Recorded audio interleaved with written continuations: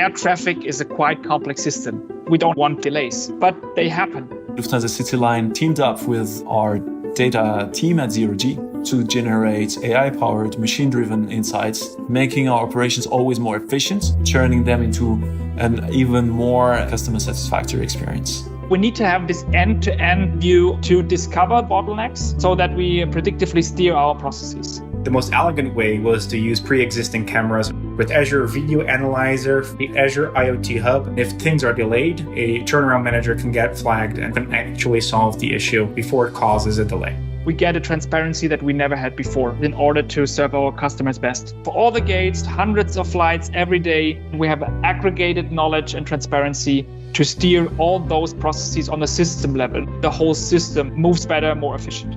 So less delays or no delays at all, no long waiting times at the gates because everything is done really fast. And you can even catch up delays because the processes are that efficient. It comes down to transformation from reactive to predictive, turning value faster, both for customers and for our company. Avoiding delays, avoiding waste. We're not only talking dollars here. From a customer standpoint, it also means higher quality ultimately.